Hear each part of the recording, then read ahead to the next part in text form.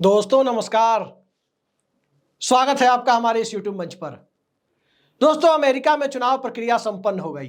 पूरे अमेरिका ने राष्ट्रपति चुनाव के लिए मतदान किया। इलेक्टोरल कॉलेज में जितने लोग चुने जाते हैं राष्ट्रपति चुनाव के लिए, उन सब के लिए मतदान किया और कल वोटिंग हुई। आज नतीजा आपके सामने है। इतना फास्ट सिस्टम। और जानते हैं किससे? किसी मशीन से नहीं, बैलेट पेपर से, हाथों से गिनती हुई है। लेकिन भारत में क्या तर्क दिए जाते हैं कि बैलेट पेपर से चुनाव होगा तो प्रक्रिया बहुत लंबी हो जाएगी, बहुत लंबी प्रक्रिया हो जाएगी। मतलब मशीन से चुनाव होता है, लोकसभा चुनाव होता है तो मार्च के महीने में, मिड मार्च में नोटिफिकेशन आता है और नतीजा कब आता है? जून के महीने में। वो 3 महीने लगते हैं, उसमें प्रक्रिया लेट होती हुई दिखाई नहीं देती आयोग को।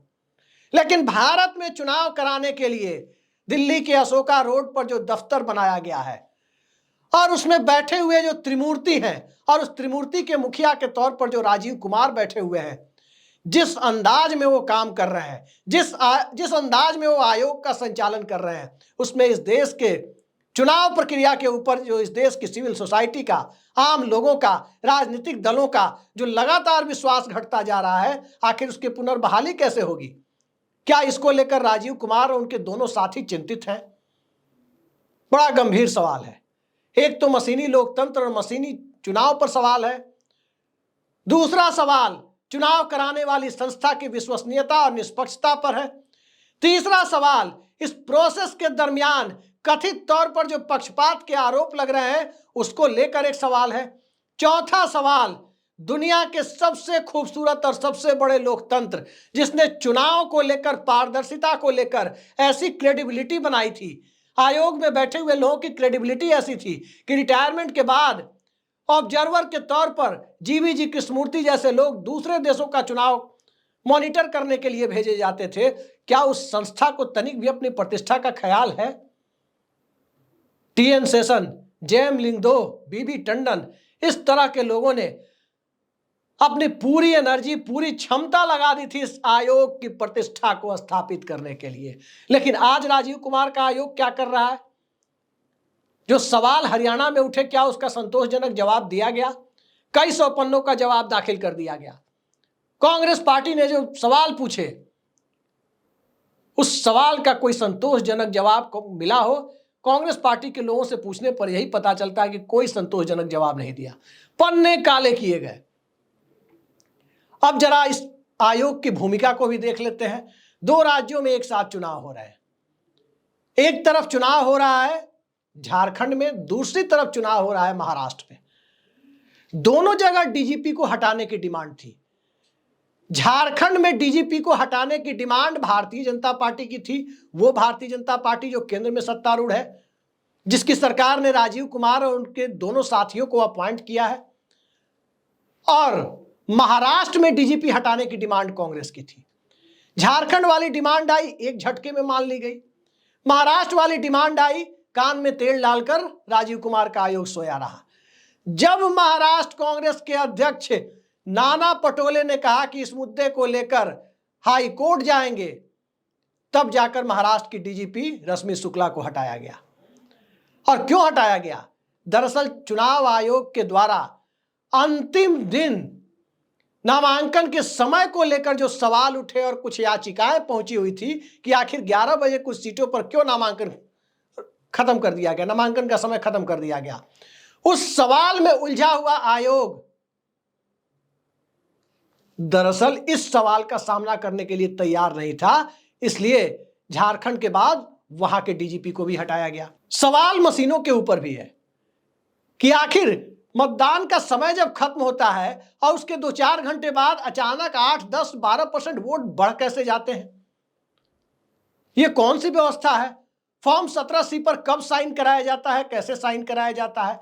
वोटर लिस्ट में नाम कैसे जोड़े और कैसे काटे जाते हैं? इसको लेकर भी अलग अलग चैनलों पे अलग अलग चीजें दिखती है। जब बूथ से ग्राउंड लेवल की रिपोर्टिंग होती है तब सवाल हेट स्पीच को लेकर भी है।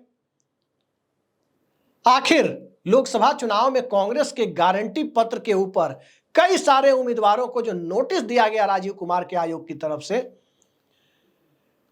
उसका क्या हुआ, और उसके बाद जरा उसको भी देख लेते हैं कि बनारस संसदीय सीट के भारतीय जनता पार्टी के उम्मीदवार और देश के मौजूदा प्रधानमंत्री नरेंद्र मोदी ने लोकसभा चुनाव के दरमियान जिस तरह की बातें की, एक संप्रदाय विशेष का, एक समुदाय विशेष का नाम लेकर, क्या वो चुनाव आयोग की आदर्श आचार संहिता का उल्लंघन नहीं था? मंगलसूत्र छीन करके एक खास समुदाय को दे देंगे, भैंस खोलकर एक खास समुदाय को दे देंगे, घर में 4 कमरे हैं तो 2 कमरे छीन कर एक खास समुदाय को दे देंगे। क्या इस तरह का माहौल और इस तरह की बातें आदर्श आचार संहिता, मॉडल कोड ऑफ कंडक्ट के दायरे में नहीं आती हैं? यह सवाल बड़ा सवाल है। और उसी सवाल को यदि मौजूदा चुनाव में, जो झारखंड में चुनाव चल रहा है, असम के मुख्यमंत्री की बातें हो, चुनाव में आचार संहिता के दरमियान झारखंड के पड़ोसी राज्य बिहार में जिस तरह की बातें गिरिराज सिंह कह रहे हो एक खास संप्रदाय को लेकर, जितनी भड़काऊ बातें वो कह रहे हो, क्या कभी ये आयोग सवाल करता हुआ नजर आया? इस आयोग की ताकत तो ये थी कि एक केंद्रीय मंत्री, 2005 में बिहार का चुनाव चल रहा था और एक केंद्रीय मंत्री का इस्तीफा तक हो गया भारत सरकार से। यह इस आयोग की ताकत थी।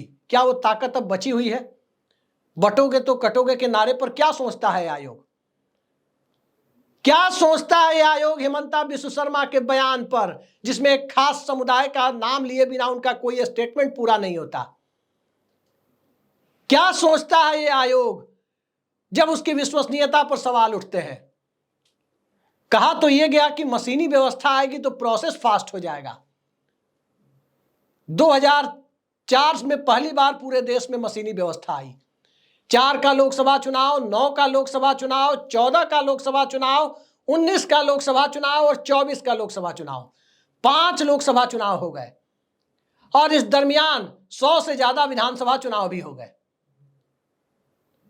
लेकिन इन सब को मिलाकर के आप देखें कौन सा प्रोसेस फास्ट हो गया। अमेरिका में तो कल बैलेट से वोटिंग हुई, कल ही हुई, आज फैसला आ गया। और भारत में ऐसा कोई भी लोकसभा चुनाव मैंने नहीं देखा मशीनी व्यवस्था के अंतर्गत जब 3-4 महीने से कम लगे हों। इसी लोकसभा चुनाव को देखें तो मार्च के मध्य में नोटिफिकेशन आया। पहले चरण के चुनाव और आखिरी चरण के चुनाव के बीच देखें तो तकरीबन 50 दिन बैठते हैं। क्या हो रहा था? ये 45-50 दिनों तक प्रक्रिया चलती है, इससे प्रोसेस फास्ट हो जाता है क्या? ये कौन सा लॉजिक दिया जा रहा है?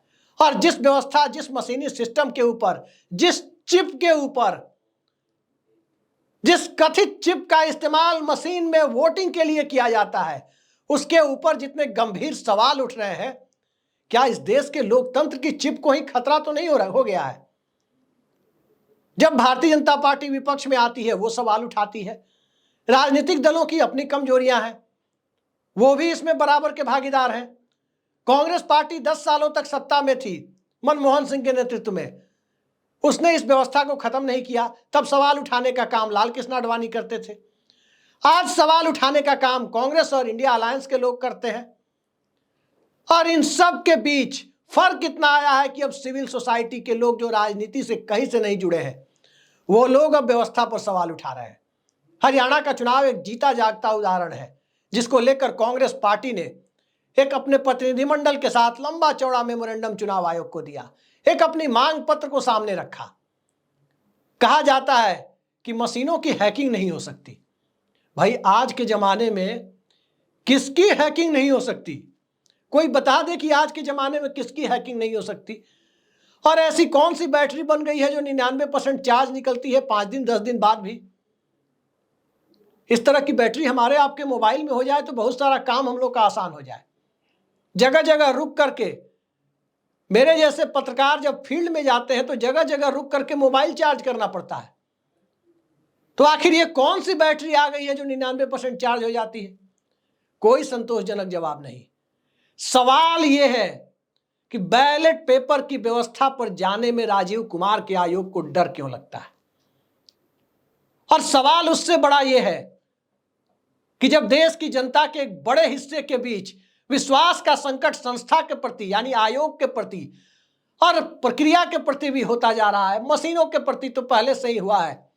तब इस सिस्टम को साफ करने के लिए जो कोशिशें होनी चाहिए, बजाय वो कोशिश होने की और ज्यादा अविश्वास बढ़ाने वाला काम क्यों हो रहा है? शेरो शायरी करते नजर आते हैं राजीव कुमार सवालों के जवाब में, और उनके जवाब को सुनकर ऐसा लगता है जैसे वो एक राजनेता हो और विपक्षी राजनेता के आरोपों का जवाब दे रहे हो। इस देश में वो हुआ है चुनाव के दरमियान, और राजीव कुमार के पहले बैठे हुए लोगों ने किया है कि तमाम राजनीतिक दबाव को दरकिनार कर दिया। पटना में केंद्रीय वित्त मंत्री यशवंत सिन्हा चुनाव लड़ रहे थे, धांधली की खबरें आई, शाम होते होते उस पूरे चुनाव को टीएन शेषन ने रद्द कर दिया। छपरा के चुनाव को रद्द करने का काम 2004 में टीएस कृष्णमूर्ति साहब ने किया था, उनके आयोग ने किया था। और 1995 का बिहार विधानसभा चुनाव कौन भूल सकता है, जब टीएन शेषन और लालू यादव के बीच जुबानी जंग चल रही थी। अब तो हालात ये हो गए हैं कि राजीव कुमार की वजह से उस आयोग की विश्वसनीयता पर संकट गहराता जा रहा। लोग भरोसा नहीं कर रहे कि क्या वाकई ये निष्पक्ष है, क्या वाकई ये संविधान की मर्यादाओं का पालन कर रहा है। हम नहीं जानते पालन कर रहा है या नहीं कर रहा है, लेकिन राजनीतिक दलों के बीच इस तरह की बातें चल रही है कि यदि ये पालन कर रहा होता, यदि ये आयोग संवैधानिक मर्यादाओं के अनुरूप काम कर रहा होता, तो जिस तरह की भाषा का प्रयोग चुनाव के दरमियान हो रहा है, सांप्रदायिकता और नफरती भाषण दिए जा रहे हैं, उस पर कौन सी कार्रवाई हो रही है? किसे चुनाव में भाग लेने से, किसे प्रचार करने से प्रतिबंधित किया गया है? क्या किसी ने सुना है कि किसी नफरती भाषण देने वाले नेता को, जिसके बारे में शिकायत आई हो, उसे प्रतिबंधित किया गया हो? नहीं किया गया है। सब कुछ चल रहा है, भैंस खोल करके भी लोग ले जा रहे हैं अपने भाषा में, अपने भाषण में। मंगलसूत्र भी अपने भाषण में कोई खोल के ले जा रहा है, और अब तो बेटियों के ऊपर भी कहा जा रहा है कि उनके ऊपर खतरा है। कहीं ना कहीं संकेतों में ही सही, कहीं तो कहीं खुले तौर पर संप्रदाय विशेष को निशाना साधा जा रहा है। ये भारत के बहुधर्मी लोकतंत्र में इलेक्शन कराने की जिम्मेदारी उठाने वाली संवैधानिक संस्था की नाक के नीचे हो रहा है। महाराष्ट्र के चुनाव को लेकर अलग सवाल है, झारखंड के चुनाव को लेकर अलग सवाल है, लोकसभा चुनाव को लेकर अलग से सवाल उठे थे। बावजूद उसके अमेरिका से सीख नहीं ली जा रही। भारत जैसे देश से बहुत आगे है अमेरिका। हमारे आपके फोन में जो व्हाट्सएप या दूसरा ऐप चलता है, ज्यादातर ऐप अमेरिका में बने हैं, जिसके माध्यम से हम संदेशों का आदान प्रदान करते हैं और सूचना क्रांति के दौर में आए हैं। टेक्नोलॉजी में हम उसके सामने कहीं नहीं टिकते। बावजूद इसके वो चुनाव के लिए मशीनी व्यवस्था पर नहीं, बैलेट पेपर पर भरोसा करता है। हम क्या कर रहे हैं? और जरा इसके आगे जाकर के देखें कि इस मशीनी व्यवस्था के ऊपर आरोप होने के साथ साथ जो आयोग पर सवाल है, उस आयोग पर सवाल क्यों है? मैंने पहले भी बताया है वीडियो में कि आयोग पे सवाल होने का कारण यह है कि जो आयोग के प्रमुख हैं राजीव कुमार, उनके अलावा जो उनके दो सहयोगी हैं, जो उनके समान अधिकार रखते हैं, और 1993 के एक्ट के तहत 1 सदस्यीय आयोग को 3 सदस्यीय आयोग बनाया गया, उनके 2 सदस्यों के अधिकार तो बढ़ा दिए गए राजीव कुमार के बराबर, लेकिन पद से हटाने के मामले में उन्हें महाभियोग जैसी प्रक्रिया की सुविधा नहीं दी गई, बल्कि सीधे सीधे सरकार जब चाहे हटा दे वो व्यवस्था रखी गई। तो वो आयोग कंप्रोमाइज नहीं होगा तो क्या करेगा? कैसे एक आयुक्त इस्तीफा दे दिए इसी साल, लोकसभा चुनाव के पहले इस्तीफा दे दिया उन्होंने। कारण व्यक्तिगत बताए गए, लेकिन पूरे देश में सबको पता है कि एन मौके पे व्यक्तिगत कारण नहीं हो सकते, कुछ तो मजबूरियां रही होंगी, यूं ही कोई बेवफा नहीं होता। लेकिन भारत जैसे देश में मशीन पर सवाल अलग, प्रक्रिया पर सवाल अलग, निष्पक्षता पर सवाल अलग, लोकतांत्रिक मर्यादाओं को लेकर सवाल अलग, और जब इतने सारे सवाल हैं तो एक सवाल नियुक्ति की प्रक्रिया पर भी है। कितना अच्छा व्यवस्था दिया था सुप्रीम कोर्ट ने कि प्रधानमंत्री, नेता प्रतिपक्ष और सुप्रीम कोर्ट के चीफ जस्टिस, 3 लोगों की एक कमेटी होगी जो राजीव कुमार का जो आयोग है उसमें समय समय पर जो भी रिक्तियां होंगी उसमें भर्ती करती रहेगी। शीर्ष त्रिमूर्ति की भर्ती करती रहेगी, आयुक्तों की भर्ती। और उसके बाद सुप्रीम कोर्ट ने जो कहा कि ये कमेटी तब तक काम करेगी जब तक कि संसद नई व्यवस्था नहीं करती। कायदे से तो संसद और सरकार को उस व्यवस्था का सम्मान करना चाहिए था और उसी को एक्ट के रूप में ले आते, लेकिन क्या किया गया, चीफ जस्टिस को ही हटा दिया गया। प्रधानमंत्री, एक वरिष्ठ कैबिनेट मंत्री और एक नेता प्रतिपक्ष, यानी 3 में 2-1 का बहुमत जब सरकार का कर ही दिया गया तो नेता विपक्ष को रखने की जरूरत ही क्या थी। सबको पता है कि 2-1 से वही फैसले ले लेंगे क्योंकि बहुमत उनका है। तो कई सारे सवाल जो आज की तारीख में बने हुए हैं, इन सवालों का जवाब उसी आयोग को देना है और जब उसी आयोग को सवालों का जवाब देना है तो क्या वो आयोग जवाब देने के लिए तैयार है? हरियाणा के चुनाव पर कई लोगों को भरोसा नहीं हो रहा। पता नहीं महाराष्ट्र और झारखंड के नतीजों पर कितने लोगों को भरोसा हो पाएगा। लोकतंत्र बिना भरोसे के नहीं चलता। जब संवैधानिक संस्थाओं पर से लोगों का भरोसा डिगने लगे तो लोकतंत्र खतरे में आता है। तो क्या इस खतरे का जोखिम अब उठा लिया गया है? जवाब संसद को भी देना होगा, जवाब सत्ता में बैठे लोगों को भी देना होगा और इस तरह के आयोग में बैठे हुए लोगों को भी जवाब देना होगा। अब कोई टीएन सेशन क्यों नहीं आते, ये सवाल मैं नहीं, माननीय सर्वोच्च न्यायालय ने एक याचिका पर सुनवाई के दरमियान पूछा था। टीएन सेशन कैसे आएंगे, कैसे आएंगे? जेएम लिंग 2002 का गुजरात का चुनाव चल रहा था और 2002 के गुजरात के विधानसभा चुनाव के पहले उस वक्त के सीईसी जेएम लिंगदो और गुजरात के उस वक्त के मुख्यमंत्री नरेंद्र मोदी के बीच किस तरह का वाक युद्ध चला था, यह किसी से छिपा हुआ नहीं है। जेएम लिंगदो को उनका संप्रदाय, उनका धर्म बताने के लिए किस मानसिकता और किस तंज के साथ गुजरात के मुख्यमंत्री नरेंद्र मोदी कह रहे थे जेम्स माइकल लिंगदो, कहां से दिशा निर्देश प्राप्त करते हैं, ये सब बातें वो कह रहे थे। आज की तारीख में जेम्स माइकल लिंगदो भी कोई नहीं है। आज की तारीख में टीएन सेशन भी कुछ कोई नहीं है। आज की तारीख में है तो सिर्फ और सिर्फ राजीव कुमार है। अब इस देश के लोगों को राजीव कुमार में अगर कोई मसीहा नजर आता है, राजीव कुमार में अगर कोई निष्पक्ष अधिकारी नजर आता है, तो निश्चित तौर पर इस देश के भरोसे की दाद देनी होगी कि अंततः सब कुछ आंखों के सामने देखने के बावजूद विश्वास नहीं डिगा है। सबसे बड़ी चीज यही है कि विश्वास नहीं डिगा हो। लेकिन क्या यह सत्य है कि विश्वास नहीं डिगा है?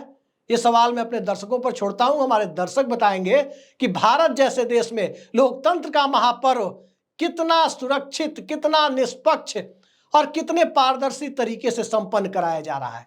कहा जा रहा है कि एक पर्ची है जो आप जब वोट डालते हैं, बटन दबाते हैं तो मशीन जैसे ही पी बोलती है, उसके बाद एक पर्ची निकलती है। उस पर्ची में सबकी उस पर्चियों की ही गिनती क्यों नहीं होती? और वो पर्ची आम आदमी खुद अपने हाथ से लेकर डब्बे में क्यों नहीं डाल सकता? थोड़ी देर के लिए दिखेगा, देखा देखा, नहीं देखा नहीं देखा। इस तरह से पारदर्शिता को कहीं ना कहीं दबाने की बात क्यों होती है? पारदर्शिता से डर किसे लगता है? ट्रांसपेरेंसी किसे डराती है? ट्रांसपेरेंसी कहीं भी, भारत हो या दुनिया हो, कहीं भी ट्रांसपेरेंसी यानी पारदर्शिता का विरोध वही लोग कर सकते हैं जिनके नियत में या जिनके सिस्टम में खोट होता है। क्या वाकई भारत की चुनाव व्यवस्था में खोट है? यह सवाल मैं अपने दर्शकों पर छोड़ता हूं कि यह व्यवस्था में वाकई खोट है या यह व्यवस्था अब भी वैसी ही बनी हुई है जैसे टीएन सेशन या जेम्स माइकल लिंगदो के जमाने में थी। आज के लिए इतना ही। नमस्कार।